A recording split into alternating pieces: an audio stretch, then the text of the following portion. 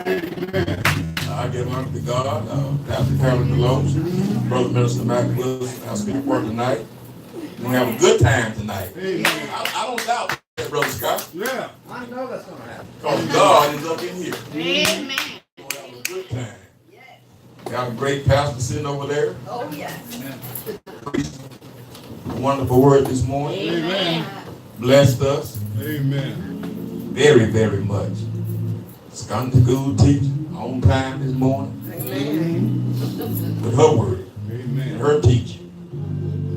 Musician did a wonderful job. Amen. Amen. Like always. Thank you, Lord. Thank you.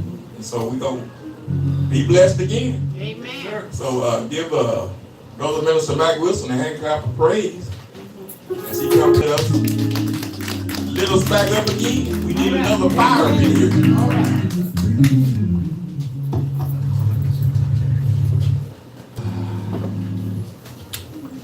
I'm gonna wait until Lisa gets here. She'll be here. And your mom. She's tending to the other half of the grade.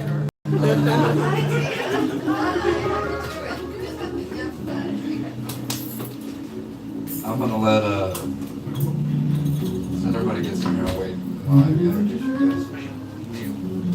You had a powerful message this morning, and I'm gonna push on a little bit with that. Set the mood. Light some candles. Yeah, right. No, there was the message that came that the pastor came with was from Lodabar. You're familiar with that? If you're in 2 Samuel 9, right? David and Jonathan had a really phenomenal relationship, right? They grew up together and they were the best of friends. As a matter of fact, they were like as good as it gets. And they made some promises that anything happens to me, I'm going to take care of your family and take care of mine. Anyway, it's one of Jonathan's sons, when Saul and Jonathan were killed, David had come back and they had made him king, and he was trying to find out if there's anybody that he could bless. And once he got in that position, and it was Mephibosheth. Say that again? Mephibosheth. Wasn't that Jonathan's son? Yes, Johnson's son. His legs were busted. Yeah, and what was interesting, because I went back and studied that, and this is what I would say, is I would encourage you, when you hear a word, wherever you are, that you hear the word, and then you go home and you study the word, because there's something else that was in that word.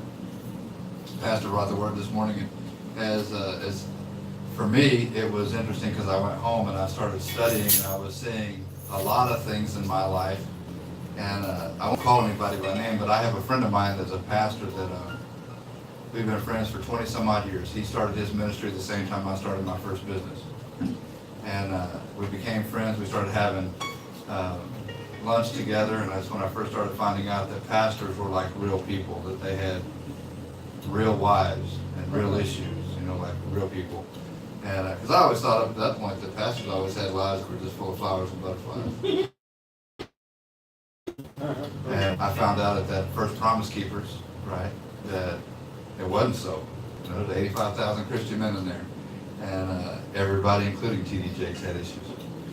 But what was interesting is there were some things that I learned early on, is that you have to go back and study whatever you.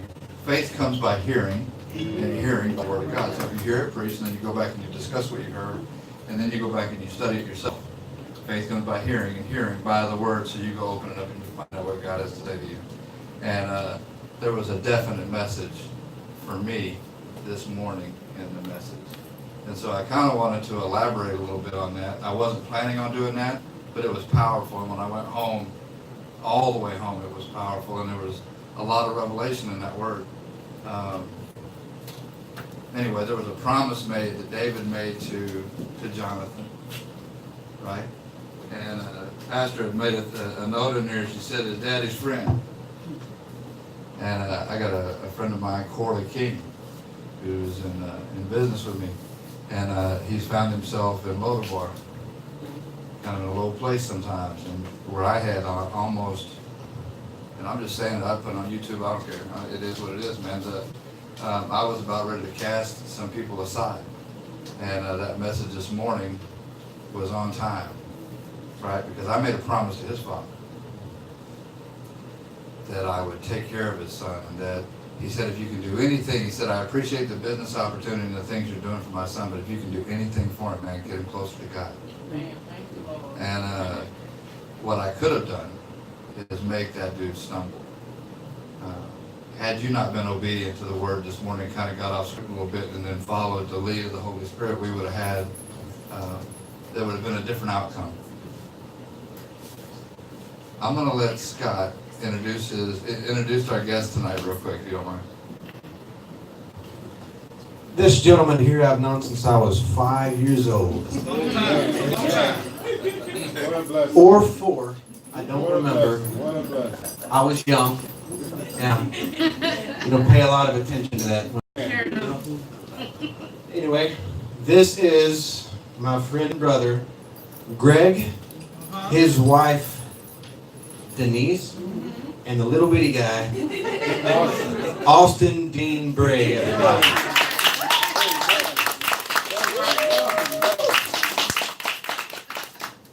And I'm glad you guys came out. Amen. Man.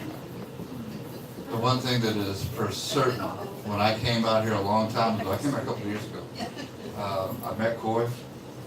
We were doing a recording studio in North Dallas, and long story short, I was really looking for some work. I was trying to get his work. I was trying to get the job from him. He had a big old studio upstairs, and we were going to make millions. At least that's what I thought. And I believe that that's true.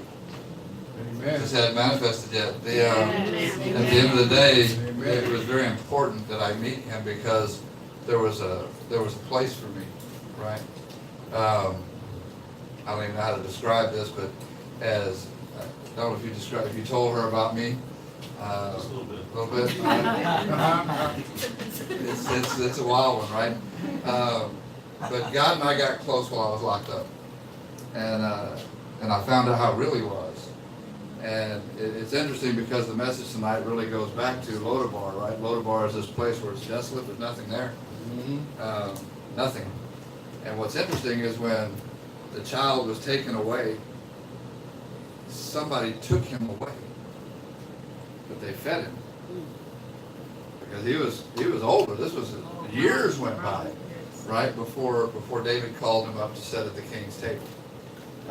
And very much like me when I was a young man, because I was saved and baptized as a child and raised in and out of the church off and on, but I went all off track. The only person in the Bible that I could really relate to was Legion. The crazy man living in the tombs, cutting himself and terrorizing everybody else. That was me. And it really was because all of a sudden people were amazed when I came back home and they saw me sitting at the feet of Jesus clothed in my right mind. Because I had been running around naked. Wow. Terrorizing people. Long story short, Corey invited me to come out here, and when I walked in, he said, they'll know your mind by the love you show one another. And I knew immediately that this is where I was supposed to be. And so that being said, I've been out here ever since. I don't think I've missed maybe 1 or 2 Sundays since we first came out a couple of years ago. I've been blessed, scared to death, honored, and all of the above. I mean, because Pastor don't play, she'll call you out and have you preach in a heartbeat. So don't show up and not have been studied. I'm just saying, if you're going to show up, it's because now you're a guest, but next time you're family. You know what I'm saying? So there's a very real possibility if she has the Holy Spirit's hovering around you right there, and there's a message in your heart, she'll know it, and she'll call on you, and you can't be embarrassed. You just have to get up and do it. You have to do it. That's it. Just do it. Amen. Look, I'm gonna ask you guys to do because I want to start out with this thing with David. Hallelujah is a song that you guys that is just. Can you guys do that? Because that's kind of David's song. It's one that I have on my heart all the time. Anyway.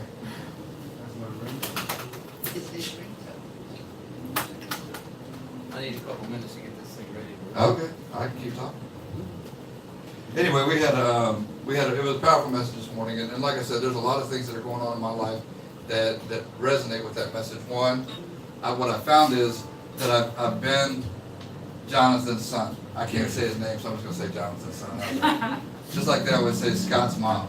They don't say her name, they just say, hi, this is Scott's mom. I've been into that since he was born. That's how Greg first knew me. I still don't know her name. They still doesn't know her name. That's right. Yeah, but she's so awesome. I refer to myself as Kathy's son. That is sweet. That is sweet, sir. Amen. Let me pray us in real quick, because I don't want you guys to get up here and start doing that without. Can you do that? Come on, you pray with me. You pray with me. You want to catch your knees? Yes, You of do that? course. Lord, we thank you for the opportunity to get together tonight. We thank you for being in our presence. Yes, Lord, Lord. we thank you for our guests. We thank you for your presence. Yes. More than anything else, just your presence. I Thank you. pray, Lord, that tonight that you would just hide me behind the cross. Please don't let me say anything that's not of you or contrary to your word. Yes, Jesus. We don't want to hear anything from me, only from you.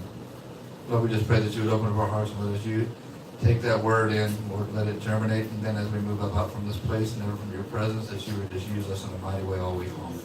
Lord, we love you. We thank you. We pray these things in Jesus' sweet, precious, mighty, and holy name. Amen. Amen.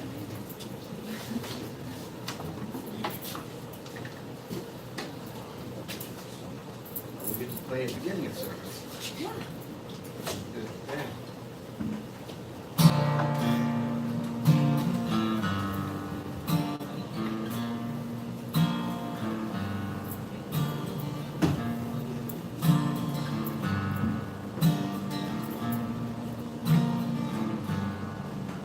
I've heard there was a secret chord David played and it pleased the Lord. You don't really care for music. It goes like this before the fifth might have fallen and made her in. The baffled king composing hallelujah. Thank you, Jesus.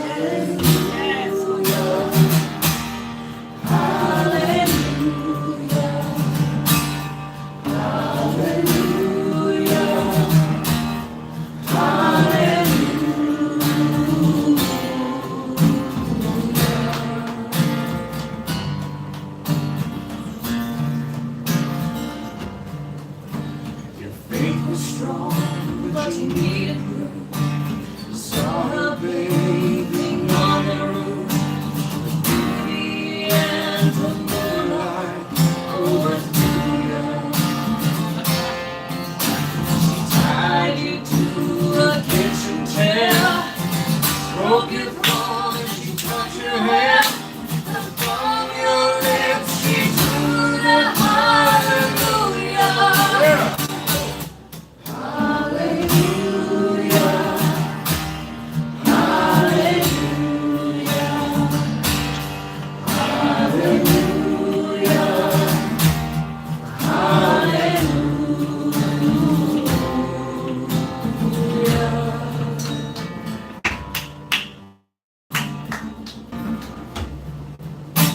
See, I took the name away.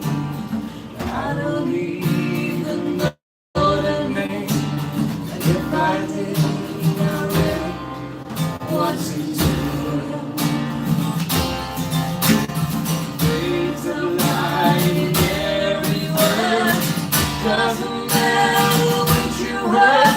The holy of broken hallelujah. Yes.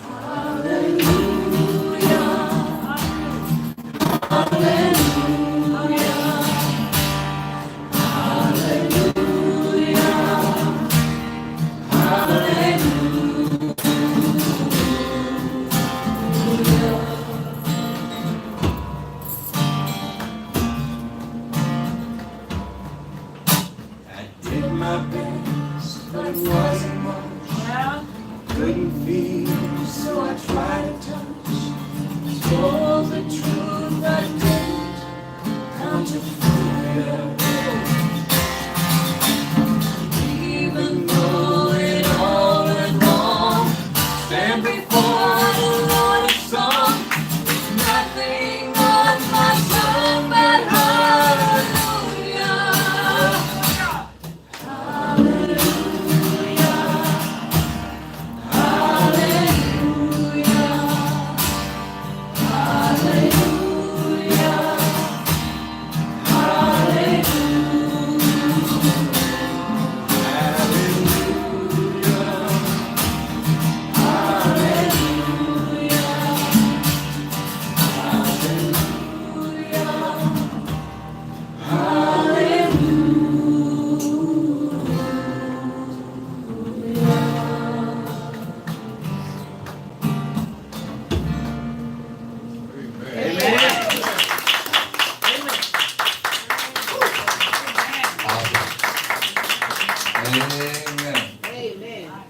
might get your head around, I can't ever say it right, water soaked pockets.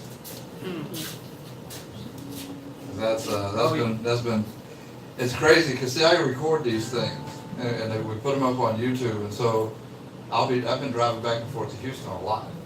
5,000 miles in 4 weeks. Right, that's 10 round trips to Houston, and then around Dallas and whatnot.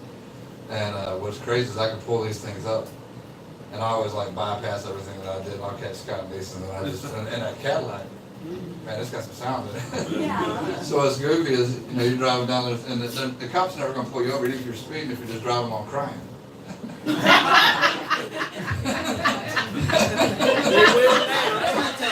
That's what I'm telling you, man. When the guy pulled up, he says, do you know how fast you're going? No, sir.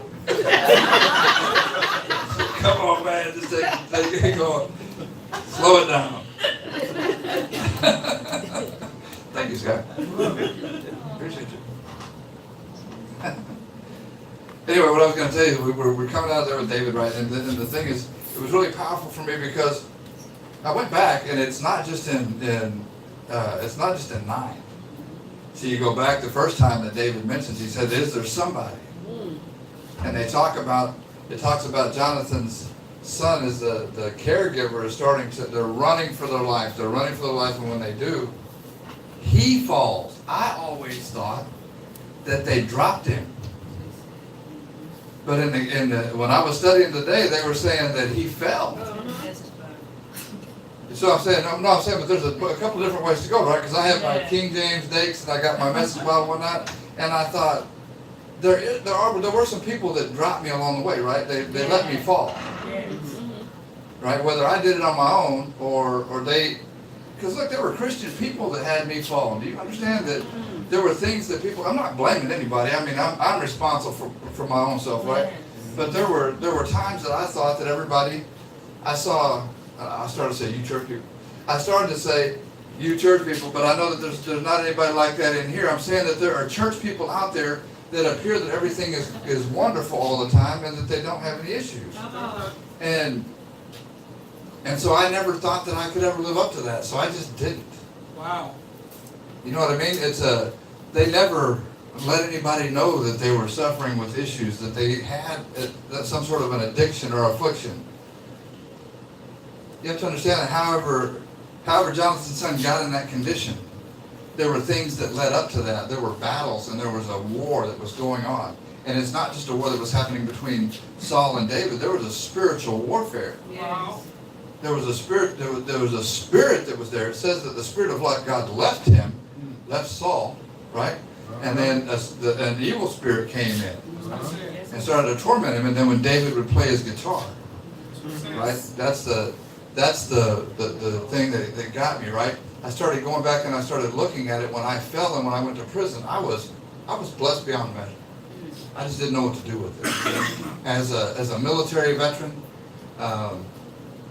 my father passed away. But my father, he had a stage 4 cancer, and that's what got him was a cancer of the esophagus, esophageal carcinoma, I think is what they called it.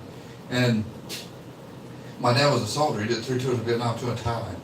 And so he was always gone, and he would come back, gone, and he would come back. And so every time he went away to war, I would go to church with my mother. Because we would move back to Lindale, Texas. And then when he came back, we would move to Utah, or we'd move to Hawaii, or wherever the next air base was. So we traveled around a lot. And when we came back home, I had my praying grandmother and my mother and all of the women, pretty much, of the family. And they would all go to church, but normally the men did not. Because, I won't say it. I'm not going to talk you over the dead. I'm just saying that I know my dad didn't go early on because he was sleeping one off. And that's the truth. Saturday night was a big thing in my family. All of those men. If you couldn't play cards, you shot dice. Didn't shoot dice, you played cards, and there was always drinking involved. And so they set the standard.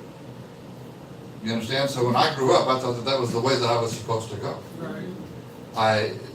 They told me, don't do this. Don't do as I say, not as I do. Well, that doesn't work.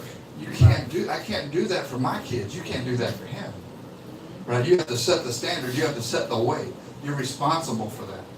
And the Bible says, it's in Ezekiel, I think he says, you can't blame your father anymore. You can't do that. You have to take, in prison they say take your lick, right? You did it, you can't do the time, don't do the crime. Quit crying about it, right? It's on you. You made a decision, now stand by it. And so, really what, Coy and I heard this, Coy's got the Felony to Freedom thing coming up, and we're gonna speak to some people. I don't even know who's gonna show up. And I've been battling about what do you say? How do you encourage somebody that's in a position that they're in, right? Because I was in that position when I first got out. I'm a decorated military veteran, college educated, 20 some odd years in business, largely successful. We had 130 something employees at one point, So it's not like we were just rolling around in misery. I was having a good time out there walling around.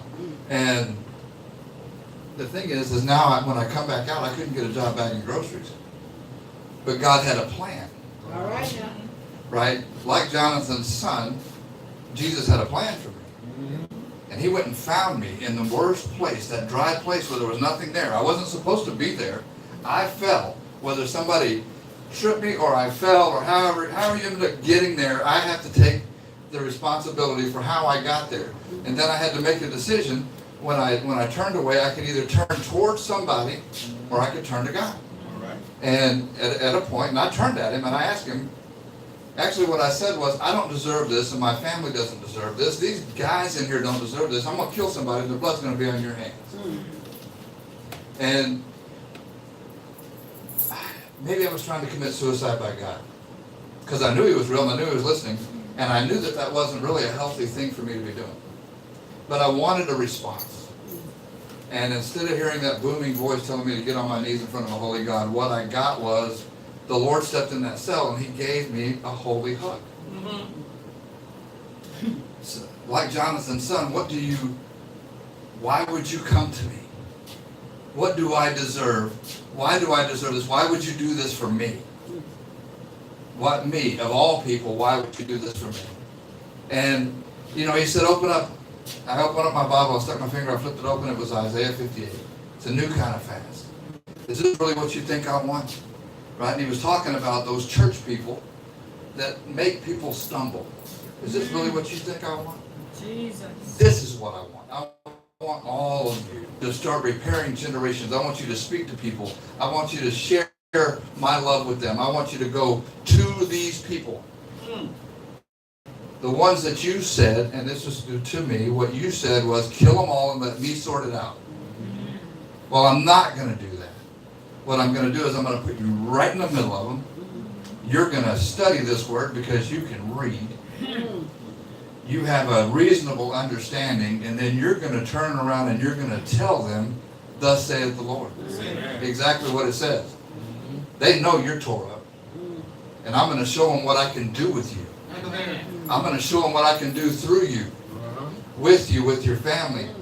When it says that I'm going to restore all the things the locusts have eaten, I'm going to do that. What David said was, I'm giving you everything that your father had. Everything is back to you. Matter of fact, what he said is he told Zoe, he said, you're going to go out there and you're going to farm the fields and you're going to bring this in. You and all your family that are serving him, you're going to go back and you're going to farm all this stuff. You're going to bring it in here and he's going to eat at my table. And I'm thinking, man, that's exactly what he did. Wow. He brought me back. And anybody that knows me from where I was, where I couldn't get a job bagging groceries, I just kept going back to him and back to him. And what's funny is I kept saying, what do you want me to do? I've got to do something. My wife needs me to bring some money home. I'm not all that. We got some money too. And, I thought it was all that until I didn't have any money. And then she's looking at me like, I'm like, how many push-ups you can do? You better get a paycheck. Y'all know Belinda. She's like, I ain't shopped in 5 years. You need to give me some money so I can go shopping. Now, my wife's not really bad like shopping. I've explained to these guys that she doesn't really buy a lot of stuff. She just likes to touch everything. I think she's anointing everything.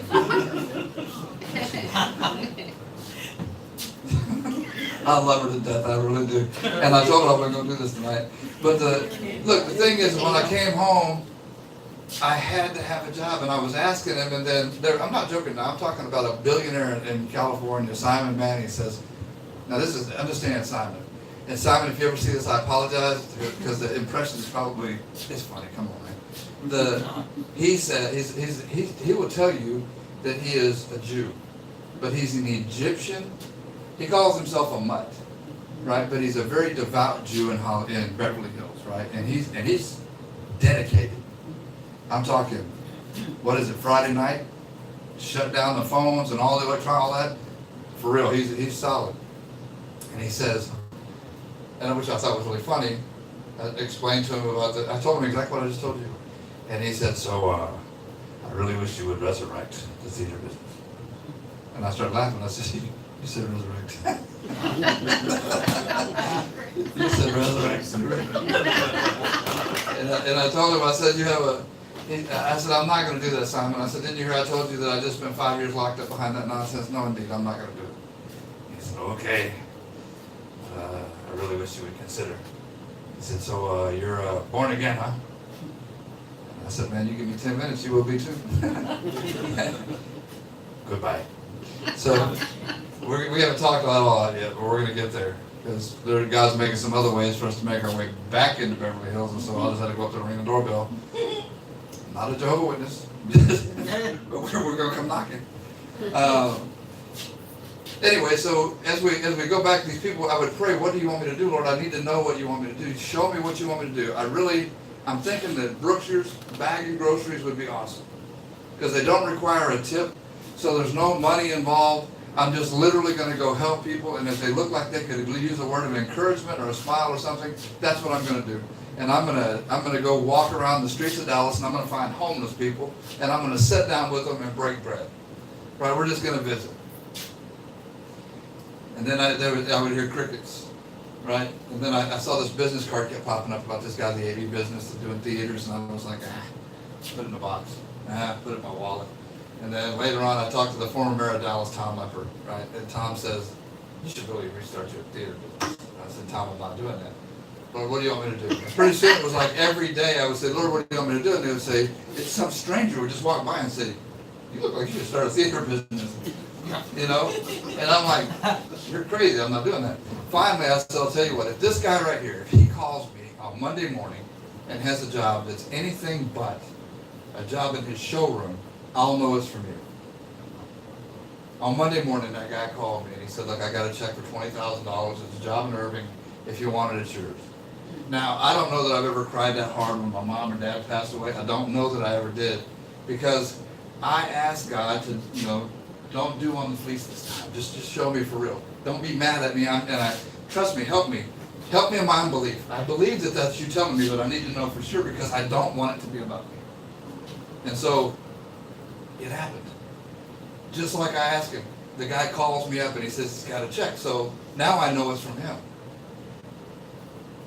4 years later, you can't dissuade me that this business is not of God. It'll never happen. I didn't have a building. I had no tools. I lost everything. So we went out there and we started looking around. I couldn't find a space. And then when I called the guy, he says, no, we don't have anything that size. And I hung the phone up and I heard, call him again.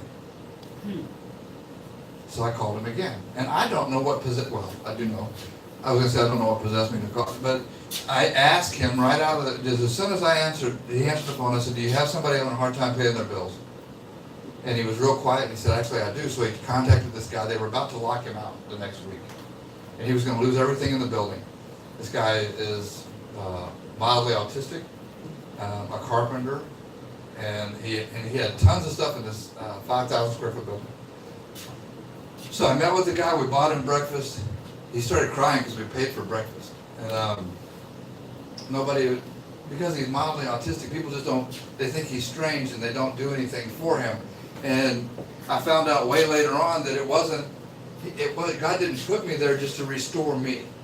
He didn't put me there because the guy needed some money. The guy needed a friend. He needed somebody to talk to him like an adult. He needed somebody to talk to him about John 3:16. Right? And so as I walked through this mess that he had there, I saw a sliding table saw, I saw routers and planers that were still in the box. I'm talking about thousands and thousands of dollars worth of stuff. And then the landlord comes back in and he says, I'll tell you what I'll do. I'll give you a couple of guys in a forklift so you can pull all this out. I'll give you 12,000 square feet around the corner so you can take it, put it in there, sort it out, and then bring it back. And I said, I don't have that in my budget. I don't have the money for that. He said, no, I'm going to give this to you. You know, at a point, I mean, a couple weeks later, we've got the shop set up, and I'm sweeping the thing out, and David's out doing whatever David's doing, and I'm sweeping, and I remember thinking, Lord, I could use some help. And this is no joke. I promise you, I'm not making this up. I certainly wouldn't do it from here. These two guys pull up, and then they get out of the car, and the guys walk up, and he says, this is my friend. He just landed from Canada, and he's looking for a job. And I said, what is he doing? He said, he's a carpenter. And I said, okay, right on. So now I'm thinking, I just said I could use some help. And I said, my name is Mike. And the guy said, I'm Jesus. And I'm like, now you're showing off. You sent me Jesus the carpenter? You're not going to dissuade me that this business is not of God. Right? He's painted, like he knows I'm slow. He made me this way, so he put in like a big old billboard a lot of times. This is no joke. So we've got all these things that we've got going on. There's a lot of things that are happening, right? And I'm going to fast forward just for you, just because you're here, right? The other day I'm at a meeting down in Houston, right? And we're having this discussion, and they're saying, look, maybe you could be our north office. You could get us, what you need to do is we got to have an estimator, we got to have a project manager, and we got to have a superintendent. Now, what you don't know is at the exact same time that I'm having this meeting in Houston with one of the best builders I've ever met in my entire life, this guy is getting let go at his job. The guy is saying that we don't have a budget anymore. Guess what he does? I mean, his name's not Jesus, but look. I need a project manager. I need an estimator. I need somebody that's been in the construction business. I got another guy over here coming. I got these guys coming. So I know that the next step of our business is meant to be. Wow. Right? And then if I didn't have enough confirmation, I come in here today, he catches me and he's like, look, I don't know if you're a GC or not, but we got the 501c3, we're going to have to frame out something. And I was like, really? It just became one. Seriously, this is the way things are happening. It's happening over and over and over again. And I'm excited because the school that we're doing in Louisiana, I'm not supposed to go back to the place that I was locked up for 4 years and create jobs. And then if I'm wondering whether God really wants this to happen or not, the guy that's the mayor was the chaplain in the prison where I was, and we developed a friendship. So now I'm going to go back and do this thing, right? But I'm kind of wondering whether it's the right thing. Not really wondering. I want to make sure that it's the right thing, that it's of God and it's not of me. So today, the girls, we have the Pastor's Appreciation thing coming up August 21st. You guys are certainly invited to come back out. But as we have this thing that's happening, right? And somebody sends me a text and they say, look, can you just give us the guy's name that's going to speak? This happens to be Chaplain Reverend Mayor Draper. And he was asking me, he says, how many guys are coming? And I said, he says 3, 7. I said, man, look, I really don't know. But I've been thinking, it's like, I need to know if this whole Simsport thing is of you or not. And so they get a response back after we talk about Lodabar and all that, and I'm studying my Bible, I start getting texts, my phone starts, and these guys are shooting back and forth, and they said, man, that dude said they're bringing 30 and the head count's rising. Right? We only got 33 chairs in here. So they're bringing 30 people, he's going to speak, so that leaves us 4 chairs. There's 2 of them right there. We were wondering whether we were going to have to open up and clean out the garage so we could put the kids in there. Coy, he chimes in, he says, I guess we're sitting there. Right? So I know all of this stuff is of God. There's no doubt in my military mind that God has got his hands all over us. And when I'm looking at what happened with Jonathan, and he brings him to sit at the king's table. They don't really talk about it much. It's just that he's going to take and give everything back to him. Hallelujah. Jesus. Give it all back to him. All the stuff that your dad had, I'm going to give it all back to you. And you guys, right, these guys are going to, they're going to go farm the fields. They're going to do all the work, and you're going to sit right here with me. My God. And then I kind of look, and I mean, we had this thing that, since we're surrounded by such a great cloud of witnesses, right, let us set aside the sin that so easily besets us. And so I've always said that when somebody passes ahead of us, that they're joining that great cloud of witnesses, and that they're encouraging me to run the race. She gets confirmation, right, that I'm wondering about whether I was right in what I was, because I don't want to say something to somebody that just lost somebody. And if I'm telling them that and it's not true, that would be horrible. So I really need to know. And as I'm praying about this, she comes back and she's like, I'm not sure I'm supposed to, I really wasn't going to tell you this. And if it was anybody else, I probably wouldn't tell them. But look, I think there was a lady came and while I was praying and fasting, and these two ladies came. And she described my mother and my grandmother. Right? Pray for them. Keep praying for them. There's things that are going to happen. There's going to be some distractions, right? There's going to be some things along the way. Keep praying for them. Keep praying for them. Every time I have a question, he answers. Right? And it used to be like on Saturday, I would be sitting there dreading somebody coming knocking on my door with a pamphlet. Jesus. And now I can't wait. I'm sitting there like the dogs waiting on the door. I'm serious. I'm looking. If I see him, I'm going. We're going to talk. We're going to talk about praying. We're going to talk about Jesus, right? Same thing with, we had in this apartment complex that I was there before, and we had this guy right here was selling crack, and then this guy over here was Mormon. And I was hitting them all. Talking about, man, you're going to have to find some other place to be. Right? Because I'm going to put my tennis shoes on, I'm going to put my Bible down when I come back out here. Right? And we're going to pray. And we can do it one of two ways. I can either be like Jesus or I can be like Nehemiah. If you've never read the book of Nehemiah, Nehemiah pulled their hair and beat them down. Told them you ought not be doing that anymore. So, and then the Mormons, when they came around, I was like, come on, man, let's talk about Jesus. And they're like, no, hold on a second. You got to, that's not the book of Mormon to read. You're exactly right. It's not. This is the Word of God. The unadulterated Word of God. I will say this, that I don't know that I hold the world record, but I hold the cotton port record for having more Muslim brothers start coming to church with me than anybody ever. Amen. I have the record of cotton port for more homosexuals coming to church than anybody else. Amen. I didn't leave nobody alone. I brought crazy people. I brought them all in. It didn't matter if they were murderers, rapists, whatever. We were going to talk about Jesus. Amen.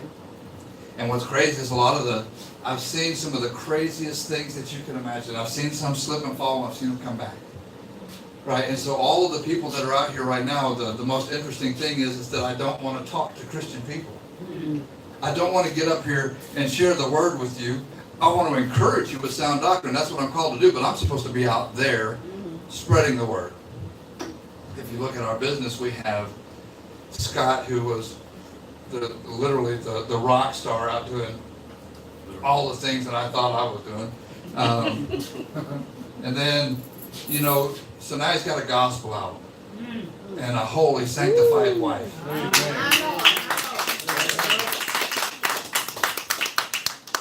They just went back over and they started this thing and they went back to Europe.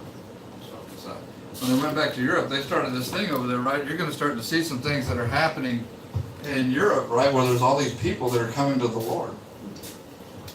Because they went over there and they prayed over their meals. Right? Make no mistake, you're going to see somebody on the news one day talking about there was this guy. Thank you, Lord. And I was like totally lost. I was an atheist. I only believed in myself and science. And this guy, every time we sat down, he drove me crazy. He would pray over his meal. And if it wasn't bad enough, his mother would be at the other end of the room. And if he forgot, she would say, Scott, you're going to pray over the meal. So now you're seeing the Holy Spirit's been invited into their life, and now he's starting to do a work right now. And Scott is continuing to work with them long distance, right? Because there's no such thing as time or distance with the Lord. He's not confined by any of it. Amen. You lady that had the daughter that she was wanting to pray for. And he said that, she says that, he says that my time has not come. I'm coming for the Jews first and then the Gentiles. So my time's not come for you. The dogs shouldn't eat from the master's table. And she said, yeah, but even the dogs get the crumbs. Right? He said that his time has not come. But right at the end, she was one of two people that had great faith, not just faith. She persisted, he answered, and her daughter was healed. Simple as that. Amen. Right? And so right now, all of those people, right, the time and the distance is nothing. Because Jesus never touched her daughter. He never went to her daughter. Right? She asked and it happened. You're asking for your friends and it's happened. Right? You ask for your father, it's happening. You ask for your mother, it's happening. You ask for your sister, those things are happening. Right? You're asking for your husband, right? To drag him in. And make no mistake, when it happens, it happens. Amen. Amen. And if you try to push it, if you try to force it, you just force them away. That's right. Now, I said this, I'm going to say it again. I got a bottle of anointing oil that is like this big just for your husband when he comes back. All right. We're going to wrestle. All right. Me and that big dude are going to get out there in the backyard, we're going to wrestle. I'm going to bring a horse trough out here full of anointing oil. I'm going to get that big old dude and we're going to dunk him. And I'm going to hold him down until he gets right. Amen. And he knows I'm serious too. Amen. I love that guy, man, but if he don't get it right, we're going to have to wrestle, I'm telling All you. right. Pastor just got to turn her head. Just like my grandma said, now for real, you need to pray when that starts happening. Really pray for him, because that's a We'll all be big praying. Yeah. Me too. dude. Pray. We had this thing that happened this morning. I'm only going to bring it up because I think I need to. There was a thing that was on Facebook. I posted something and this lady shot at me from across the state somewhere. You know, I didn't know who she was. And I was like, what? And then I thought, all right, I'm going to say, Lord, what do you want me to say? Because what I'm about to say is just, somebody's going to stumble, right? Because I wasn't going to be nice. And so I composed the thing and I sent it across there. Now what happened, I didn't know, was that she knows this woman. Pastor knows. So if I had stepped out there and stepped on this lady, oh Lord, she'd have been praying for me. You would have needed that bottle. I'd have needed that bottle for myself. But what was funny is, Shirley, we were having a meeting. We were having a meeting and everything. So I said the lady's name. And she tripped to the office door. She said, threw the door open and wheeled in there. And she said, what? Man, these ladies got my back. I'm not afraid of nothing. Serious business. Shirley come and she ripped that door. She said, what?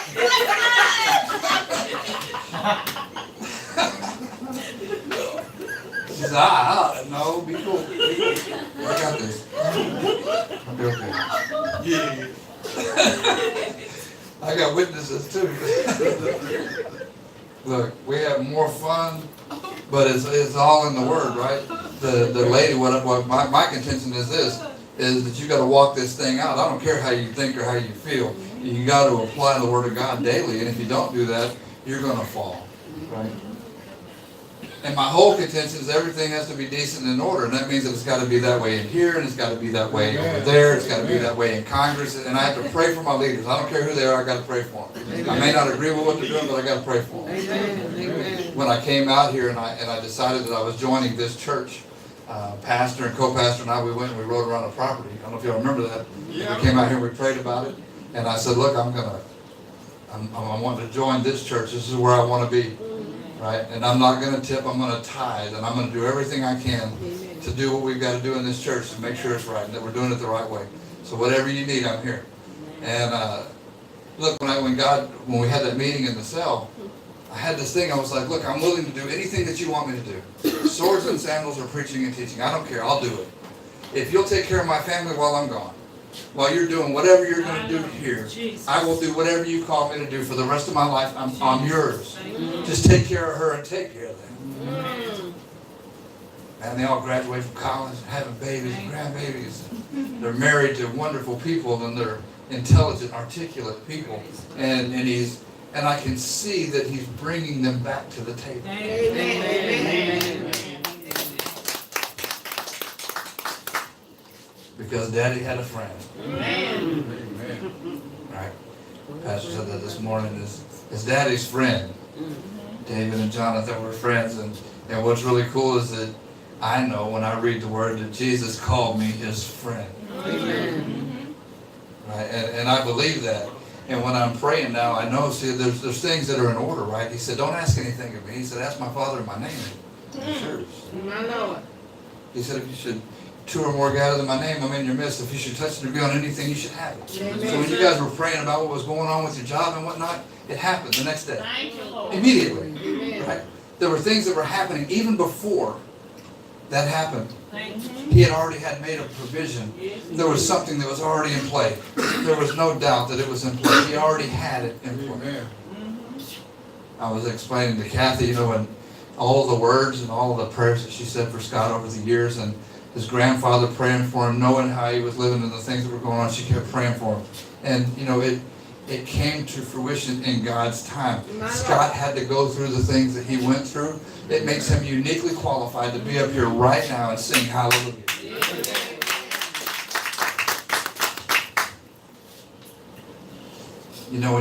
It says that the king's grandson was in a place that had nothing, no thing.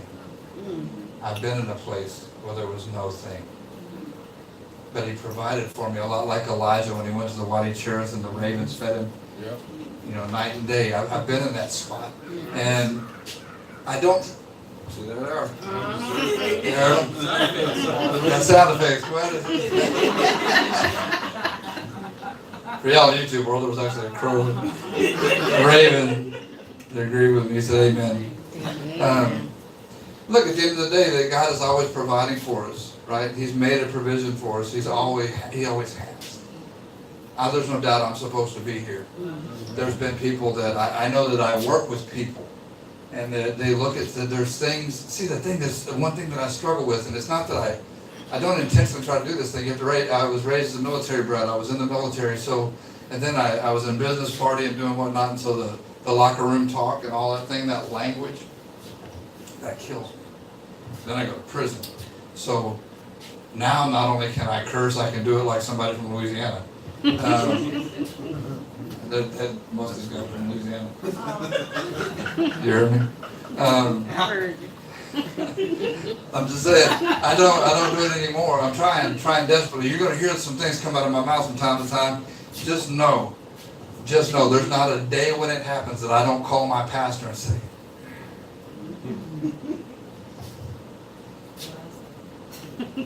she gets on me too. But see, she don't stop praying for me. Amen. When somebody messes up, you don't throw them aside. Amen. Jonathan's son was crippled, and in that day and age, really, you're pretty much left to die. And you can't help feed yourself. You can't do anything. And so somebody all that time took care of that man. He was the grandson of the anointed one, right? The first king. And then he was the friend, or he was the son of the friend of the next anointed one. So, and what's crazy is that as crazy as my life has been, and what I was going to say about my father, when my father was sick, he was reading the Bible at the end. He and this guy, Gary Dinger, is a pastor in Lindale, and he used to come every day, and he would sit with my father, and they would go over the scriptures and whatnot. And as much as I wanted to rebuke Gary Dinger later on for not getting the oil out and laying his hands on my father, right? When I started believing in the healing and whatnot, I was like, why didn't you do that? Because he wasn't led by the Spirit to do it. And I found out much later on that you just don't go around doing things unless you're led by the Spirit. You don't beat people over the head. I'm not going to come over there and lay my hands on her to come out of that chair. I'm not going to do it until His Spirit led. When we come over there, we're going to come up. Amen. Right? Amen. Because there's some things that are, and it doesn't matter what her faith is. You understand? Those guys dug a hole in the roof. and lowered their friend down. It says when Jesus saw their faith, Yes. right? And so right now you don't have to worry. You don't have to worry, right? When it comes time, I know. just like you roll out of that office, I will dig a hole in the roof and lower you down Amen. Amen. when it's time. Anyway, there was a thing that, again, I was going to say this, and I'm going to probably start to wrap it up because I want to get Scott and up here one more time. There was a thing in the Old Parish Prison is downtown New Orleans, and it is the most violent place anywhere. 15 or 20 stabbings a day at this place. And I mean, and you don't get stabbed one time. They go to work. Them little brothers go to work. They don't mess around. And I can honestly say I never ended up with so much as a fat lip or a black eye. I put a knife in everybody's hand. I made one out of everything. I gave everybody one. I believe a well-armed society is a very polite society. And so I tried an experiment in the Old Parish Prison. Sorry, y'all. And it was true. All of a sudden, if everybody's got something to work with, I'm not going to go get it. You go get it. What kind does he have? I don't know. I don't want to find out either. Okay, well, then that's good. What they did know is that I always carried a straight razor and I had 2 boot knives. So I didn't have just one, I had 3. And I would always stand there in the mirror, shading with them. Right? So mine were sharp. You might be able to cut my uniform or something, but you're not going to do any damage to me. Right? I always made sure that they always saw that. You know, even if it wouldn't do anything, I had whiskers and I could drag it just the right way and it would make the noise. So they thought I was shaving. I put lather on there. And when them guys were going down to each other, like, dude, shaving with that thing. I wouldn't shave with it. I was just knocking the soap off. Anyway, that being said, is I got comfortable in that place. And there was guys that had been upstate before and they were saying, Mike, you need to let them take you upstate. You need to make that move. And I said, man, I'm fine right here. And they said, you don't understand, man. They got food up there. They got church up there. They got brothers that need what you're doing right here up there. We got this. We're going to be here. And we know what we're doing now. Because for almost a year, we sat there and we studied this Faith to Faith by Kenneth Copeland. We would study those the little devotional. We would study those things and I would explain to it what it meant. Because quite frankly, a lot of them dudes didn't understand. They didn't read. They were reading at about a 3rd grade level. And so when you start getting into a Bible, if you're getting into something that is a King James version, they certainly don't have any understanding. And then even if you got into the Good News Bible or one of those types of things, they still had a hard time understanding and relating it to their life. And so at a very early on in my walk with the Lord, He was helping me by explaining life and how it applied to me. Now, the message that came across today, right? We had these guys did a song, Because of Who You Are. Can you play that one? Yeah, go ahead. There's a song, it's Because of Who You Are. I know, can you get a mic? Can you get a mic? You know what? We'll get you a mic too. You got a mic? Come on, if I can't get you to preach, I'll let you can sing. Come on, I know y'all can do this real quick.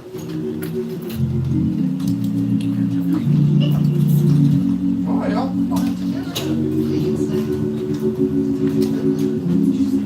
The song was this. It says, because of who you are, not who you were. Right? Because of who you are. If you know the words? I haven't sang it in a while. I know. don't sing it. Come on. It just became. It's just us. You're going to be YouTube famous. You know. Somebody even start singing it.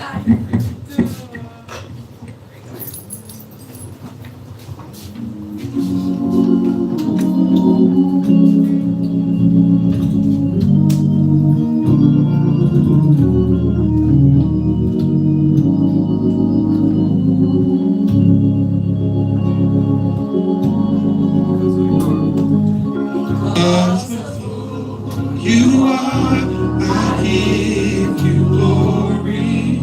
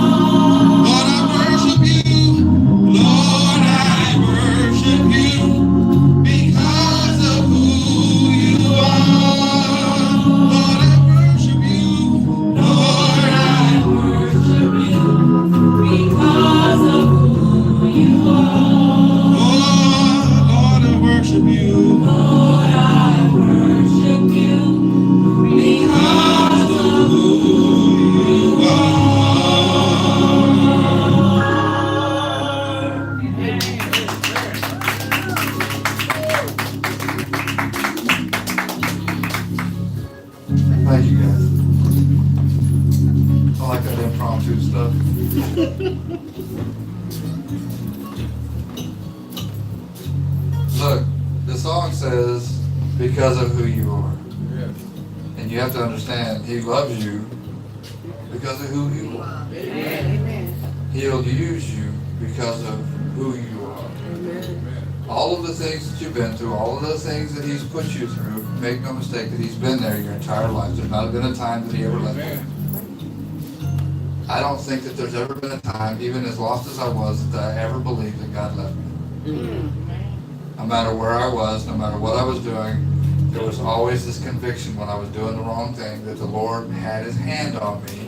Like the prodigal son, he was standing there waiting for me to come back. He was waiting for Scott to come back. He was waiting for all of us to come back, Amen. especially Clyde. Amen. Amen.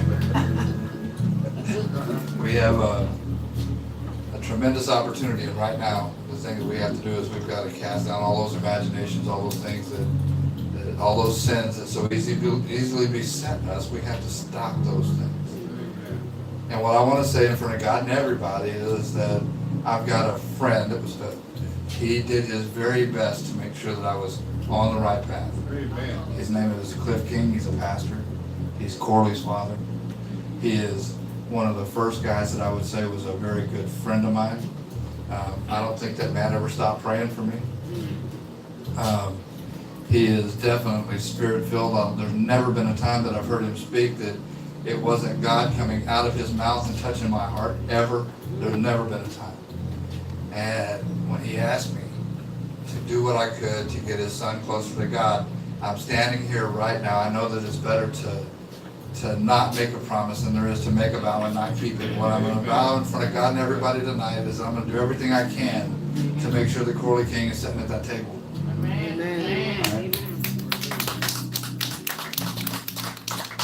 God never gave up on me. Certainly should have. And he didn't. He kept on, and he kept on, and he kept on me. And what we have to do is we've got to do the same thing. The other thing I'm going to say is this for God and everybody is that I took John and Coco out for John's birthday. John is 7 years my senior. He's the president of the company. And we went out last night, and what I want to say is this, is I did it on purpose because I wanted Coco and John to see the work that April and her husband had done years prior, right? We were sitting at Trulux, and then we went across and we walked into Nobu at the Crescent Hotel. We just finished 150 rooms in the Grand Presidential Suite at the Crescent Hotel. And so I took them down there, and it was an expensive lesson, but I wanted them to see the work that April and her husband were doing over the years, right? Because it's very easy to lose sight of that if you're not educated. You don't know what this person has done in the past. You can't really appreciate them. And so whether somebody does something good or bad, the things that they've gone through makes them uniquely qualified to be in the position that they're in. If they're in the position in this company, God brought you into that position. You understand? He brought you here for a reason. He brought you here for a reason. He brought you into this church for a reason. Amen. I believe that in my family life, in my business life, in my church, what's happening in the city and what's happening in the nation are all just smaller reflections of each other. Amen. Right? As my family gets closer to God, so does the family in this church. Amen. As the family in the church gets closer to God, so do the people that I work with. I don't believe that the nation is getting worse. I believe that the nation is getting better. I hear people that are all the time ranting and raving about all kinds of things that they don't know anything about. And if you trust God, trust Him. If you don't. That's it. Right? Make a decision. Either you trust Him and He's doing the right thing, and that I believe that He has His hand on this country. And I think we're in the last days, quite frankly. And I believe that there's going to be an outpouring of the Holy Spirit unlike anything that the world has ever seen. I'm expecting that. Amen. Right? I really am. And make no mistake, if my brother was shot and killed a couple of years ago. That was in my backpack. And when he was shot, they said he was at the East Texas Medical Center in Tyler. I jumped in my truck, and as I was driving down the highway, I was reaching in my backpack to find, and I found that bottle of oil, and I was going in there, and I was coming out with my brother because his word can't return void.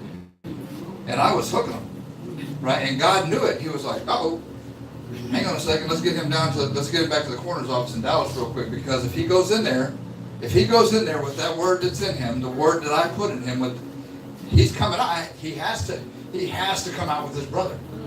Now, what God was showing me all the way down there is like, calm down. You're thinking this is a bad thing, man. He drew his next breath with me. Thank you, Lord. Thank God that you came home from prison saved, and that you got in there and you visited with him and you turned his heart for me. You planted a seed and you watered a seed, and then he rededicated his life. Thank you. He was baptized again, and so right now this is not a bad thing. This is a good thing. Just you have to trust me that all of these things are going to work for the good of those who love him. And I promise you, I got this. And so when I came back, by the time I got there and I started to understand that I'm ripping through my Bible, right, and I'm trying to find the answers to this thing, and he says that, look, I've numbered your days so that you can't surpass it. The day that you die, that's your day. It's already done. It was a long time ago, right? That's the promise, right? That I have numbered your days so that you might not surpass it. How you get there, what happens, you got choices to make, right? So right now, what I would say to anybody that's in the hearing of my voice is that you have choices to make. Yes.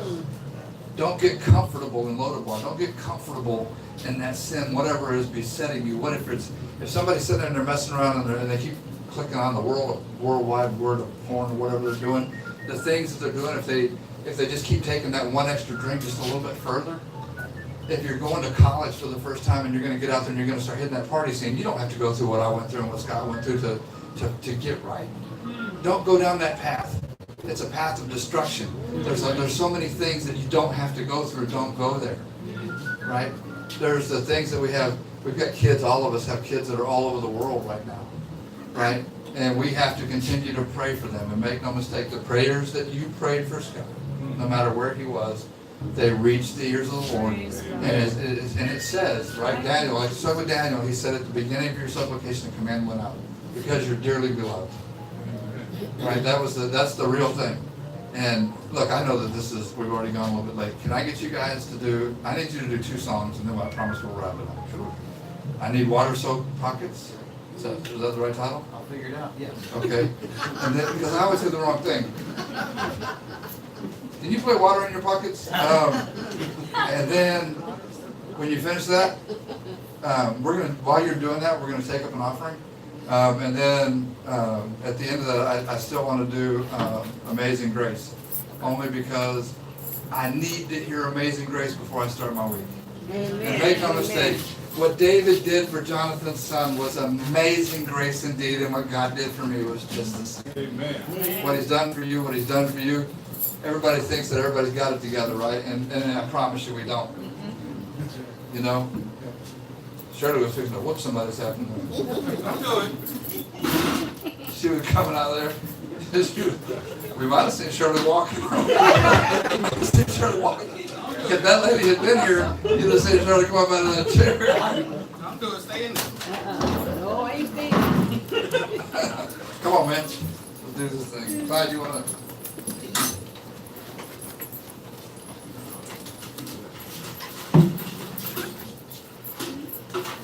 Have you ever heard Water Soaked Pockets? This is a song that Scott wrote, and it's awesome. There the words are. That's a prerequisite to a lot of these songs. If you find the words. It's not a very loud song, so you guys have to listen. And I'll do my best to recreate it the way that I wrote it.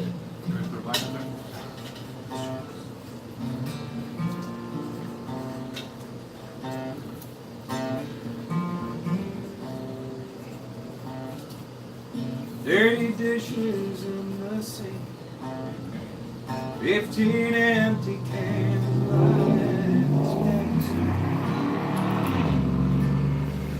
Mama's upstairs asleep. Tomorrow morning's up to him. Get dressed up and walk down to Church of Christ. getting baptized. If it weren't for Brother Jason telling him about the Father, he'd have never asked forgiveness.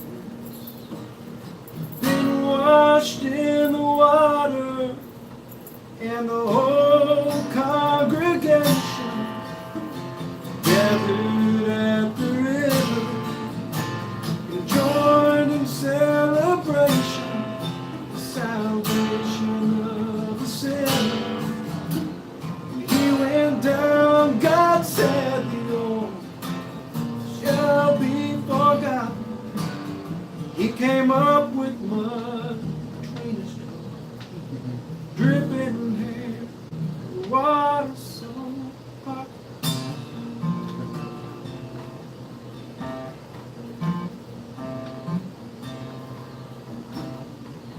Boy grew up a preaching man, share the love and share the heaven's hand. Knew God had a plan. Fell in love and had a son. Taught him about redemption and the hope of one. Died for everyone. And they went to Brother Jason and talked about the Father. And he sang hallelujah, dipped his son into the water, and the whole congregation gathered at the river and joined in celebration, the salvation of the sinner. Yes. They went down, God said the old shall be forgotten. He came up with mud between his toes, dripping hair, water so hot. Now son and father share the word, the lost and unbeliever, and every Sunday morning commit their lives to Jesus, and the whole congregation gathered at the river, joined in celebration, the salvation of our sinner. As they go down, God says the Lord shall be forgotten. He came up with mud between his toes, dripping hair, water so hot.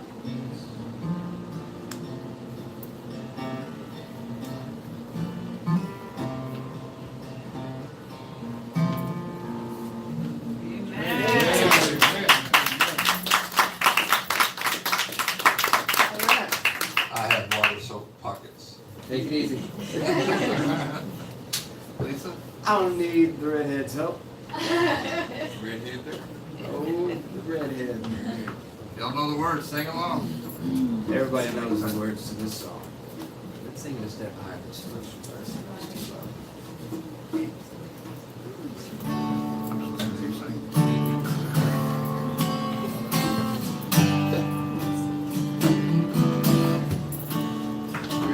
Oh, we got it.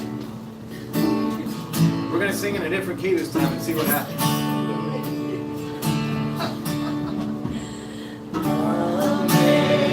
Amazing grace, how sweet the sound that saved a wretch like me. I once was lost,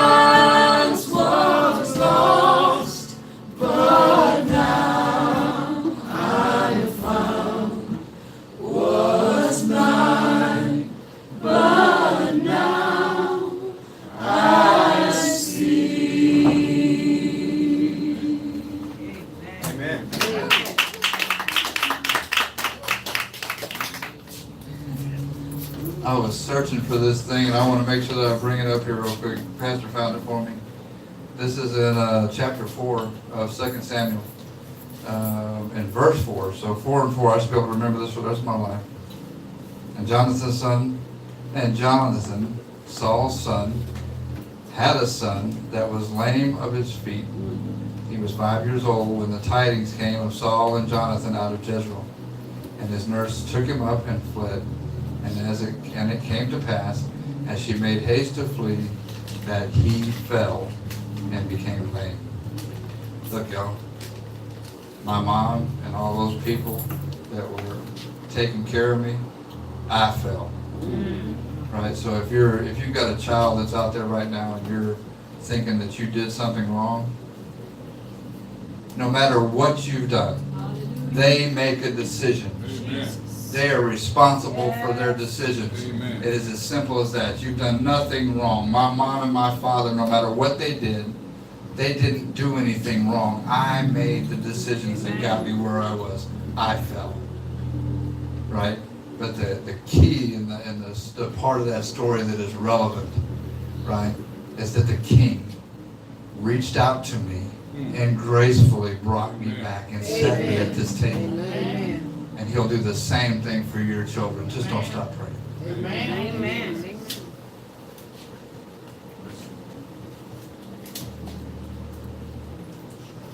Good evening, church. Good evening. This is a very special time. We honor the Lord on our knees. Things seem to happen better, bless you, when you're on your knees. Bless you. May we all bow our heads. God the Father, God the Son, God the Holy Spirit. Father, we thank you. We thank you for your presence. We thank you for your blessings. We thank you for your healing. We thank you for this offering, and we ask that you bless it as only you can. And Father, as we leave this place tonight, may you grant us traveling grace. Yes. Cover us in the blood of Jesus. Protect us from all harm and danger. No accidents, no incidents. In Jesus' name, amen. Amen. Man, look, everybody, thank you for coming out. Greg, thank you for coming out. You guys are welcome to come back anytime you want to. Amen. We would love to have you back. I'm not trying to pilfer from somebody else's flock, but I would do it anytime. Ain't no shame in my game. I didn't know this on, hey, do you. I just did. Look, we love you guys. I'm excited. I didn't know you were pregnant. That just makes it even better. That's Amen. so we got 3 for the price of 1 at the office. Listen, that's it. The only thing I want to keep reminding that everybody that we are building a building, right? Yes. We're definitely building a building. We've got some amazing things that are happening. Just keep that in mind. And then the church's website's up and running, right, Corey? And it is FAWCchurch.com. FAWCchurch.com. Because there's a whole bunch of FAWCs out there. FAWCchurch.com, not .org. Okay. That's it. I don't have anything else, man. I just hope you guys have a blessed week and that the Lord will touch everybody in an amazing way. And everybody you touch, everybody you talk to, just let them see the Lord and not you. Amen. I'm going to do the very best that I can. We love you guys, and we'll see you next time. Amen. Amen. All right.